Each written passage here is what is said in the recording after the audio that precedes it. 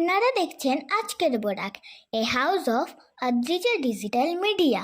কাজীগড়া বিধানসভার 3টি মণ্ডলে সাংগঠনিক সভায় অংশ নিয়ে সকলের আশীর্বাদ চাইলেন শিলচর লোকসভা আসনে বিজেপি দলের প্রার্থী তথা আসামের মন্ত্রী পরিমল শুক্লবৈদ্য। একদিকে এক সপ্তাহের মধ্যে দ্বিতীয়বারের জন্য শুক্রবার কাজীগড়া বিধানসভা এলাকা চষে বেড়ান পরিমল বাবু। তিনি শিলচর লোকসভা আসনে প্রতিদ্বন্দ্বিতা করার জন্য নাম ঘোষণার পরদিন থেকে মাঠে নেমে পড়েছেন। তো অন্যদিকে বিরোধী দল প্রতিদ্বন্দ্বিতা করার জন্য এখনো পর্যন্ত প্রার্থী বাছাই করতে হিমশিম খাচ্ছে। প্রসঙ্গত, গত বুধবার শিলচরের বর্তমান সাংসদকে সঙ্গে নিয়ে কাটিগড়ার বিভিন্ন এলাকায় প্রায় 20 কোটি টাকার উন্নয়নমূলক কাজের শিলান্যাস করেন। এবারে সরকারিভাবে মনোনয়ন দেওয়ার আগে শুক্রবার আসেন কাটিগড়া বিধানসভা এলাকার দলীয় কর্মকর্তাদের আশীর্বাদ নিতে। এদিন প্রথমে দলের বদরপুর 5 গ্রাম মণ্ডলের নির্বাচনী কার্যালয়ের উদ্বোধন করেন। এছাড়াও দলীয় কর্মী সভায় যোগ দেন মন্ত্রী পরিমল শুক্লবৈদ্য। এরপর ছুটে যান গুমরাস্থিত পশ্চিম কাটিগড়া মণ্ডল বিজেপি কার্যালয়ে। সেখানে বর্তমান রাজ্যমন্ত্রী তথা দলীয় সাংসদ প্রার্থীকে ফুল চন্দনের তিলক দিয়ে সঙ্গে উলুধ্বনি দিয়ে স্বাগত জানান ভারতীয় জনতা পার্টির কর্মী সমর্থকরা।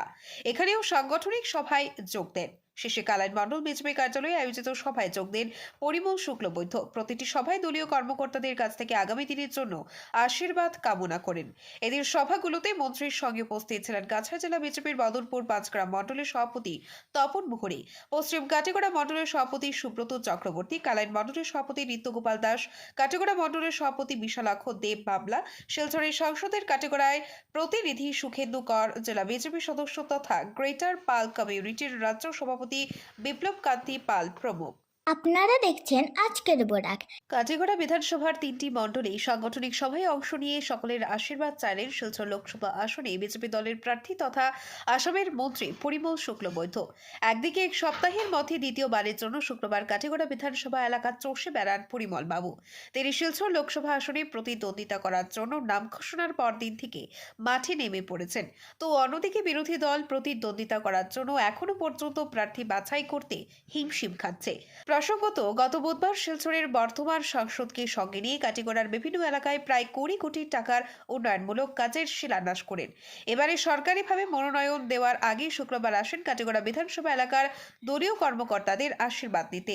এদিন প্রথমে দলের বদরপুর 5 গ্রাম মণ্ডলের নির্বাচনী কার্যালয়ের উদ্বোধন করেন। এছাড়াও দলীয় কর্মী সভায় যোগ দেন মন্ত্রী পরিমল শুক্লবৈদ্য। এরপর ছুটে যান গুমরাস্থিত পশ্চিম কাটিগড়া মণ্ডল বিজেপি কার্যালয়ে। সেখানে বর্তমান রাজ্যমন্ত্রী তথা দলীয় সাংসদ প্রার্থীকে ফুল চন্দনের তিলক দিয়ে সঙ্গে উলুধ্বনি দিয়ে স্বাগত জানান ভারতীয় জনতা পার্টির কর্মী সমর্থকরা। এখানেও সাংগঠনিক সভায় যোগ দেন। শেষে কালাইন মণ্ডল বিজেপি কার্যালয়ে আয়োজিত সভায় যোগ দেন পরিমল শুক্লবৈদ্য। প্রতিটি সভায় দলীয় কর্মকর্তাদের কাছ থেকে আগামী দিনের জন্য আশীর্বাদ কামনা করেন।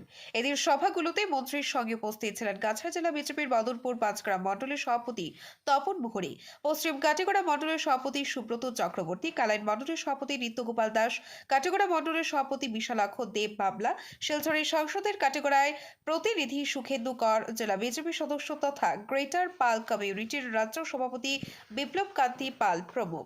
ব্যুরো রিপোর্ট, আজকের বরাক। আপনারা দেখছেন আজকের Barak, a house of Adrija digital media.